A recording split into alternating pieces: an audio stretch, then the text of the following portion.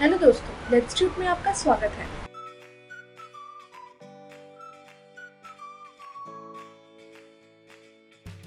एक कोशिका के घटक। अब तक हम जानते हैं कि जीव विज्ञान जीवन का अध्ययन है और कोशिकाओं को जीवन की मूल मौलिक इकाई माना जाता है। तो जीवन के कामकाज का अध्ययन करने के लिए हमें कोशिकाओं के कामकाज का अध्ययन करने की आवश्यकता है। कोशिकाओं पर हमारे पिछले सत्र में हमने कहा है कि कोई भी जीवित जीव अंततः कोशिकाओं से बना होता है। इसलिए हम जो कार्य करते हैं वह उन कार्यों के समान होंगे जो एक कोशिका करते हैं। उदाहरण के लिए श्वसन, विकास, प्रजनन, ये सभी कार्य एक जीव के साथ साथ एक कोशिका में भी किया जाता है। लेकिन एक कोशिका में ये सब एक सेल्यूलर स्तर पर होता है।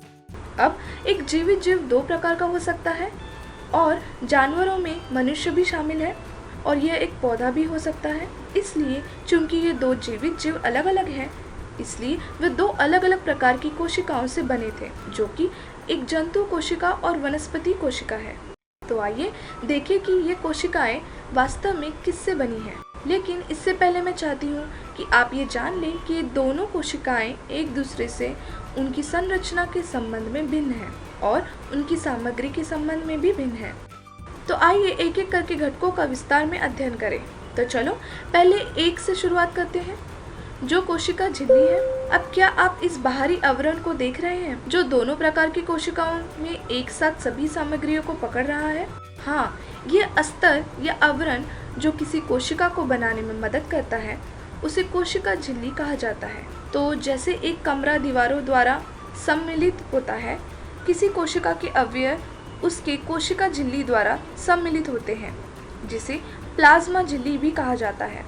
अब इसे स्पष्ट तरीके से परिभाषित करने के लिए एक कोशिका का बाहरी मोटा आवरण है जो एक कोशिका को दूसरे से अलग करता है और यह कोशिकाओं को इसके बाहरी वातावरण से भी अलग करता है। कोशिका के यह आवरण, जैसे कि आप देख रहे हैं, यह एक पूरी तरह से बंद नहीं है। इसमें छोटे छिद्र होते हैं या हम द्वार कह सकते हैं, जो पदार्थों के प्रवेश या निकास की अनुमति देते हैं।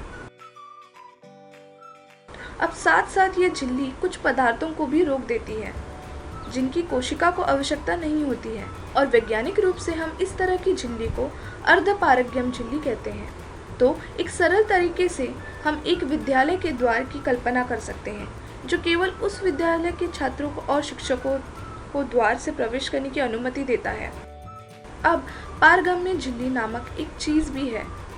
तो एक अर्धपारगम्य झिल्ली के विपरीत यह पारगम्य झिल्ली कोशिका के अंदर और बाहर सभी प्रकार के पदार्थों के प्रवेश और निकास की अनुमति देगा। लेकिन एक कोशिका झिल्ली हमेशा एक अर्धपारगम्य झिल्ली होती है। अब दूसरे घटक पर चलें, जो एक कोशिका भित्ति है।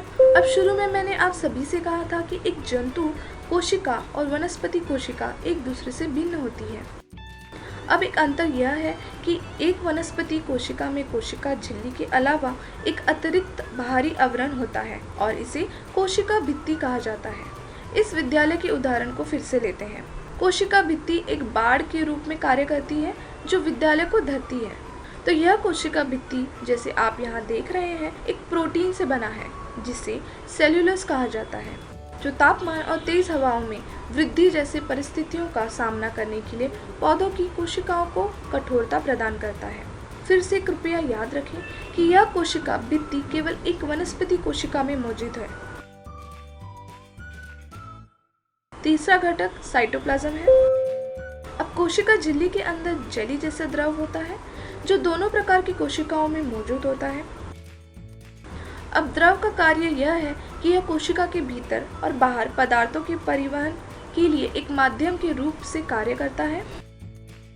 साइटोप्लाज्म न केवल परिवहन के लिए मदद करता है, बल्कि यह एक कोशिका के विभिन्न अंगों को पकड़ने में भी मदद करता है। तो हम सभी जानते हैं कि मानव शरीर विभिन्न प्रकार के अंगों से बना है। इसी तरह एक कोशिका के अलग अलग कार्य करने के लिए अलग अलग अंग होते हैं, लेकिन हम उन्हें अंग नहीं कहेंगे, हमने उन्हें कोशिका अंग कहा है। इन जीवों को साइटोप्लाज्म में मुक्त अस्थायी संरचनाएं मिलती हैं। इसलिए जैसे कि हमने दो अलग अलग प्रकारों के जीवों, पौधों और जानवरों के बारे में बात की है, हम सभी जानते हैं कि इन दोनों जीवित जीवों की पर्यावरण में प्रदर्शन करने के लिए अलग अलग भूमिकाएं हैं और इसलिए उनके कार्य अलग अलग हैं। तो तदनुसार उनके पास विभिन्न प्रकार की कोशिका अंग है जो उन्हें इन कार्यों को करने में मदद करते हैं। और हम अपने आगामी सत्रों में कोशिका अंग के बारे में विस्तार में सीखेंगे।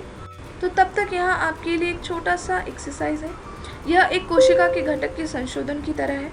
मैं चाहती हूँ कि आप एक कोशिका के घटकों को लेबल करें जो हमने अभी सीखा है। क्या तुम यह कर सकते हो? तो चलो शुरू करते हैं।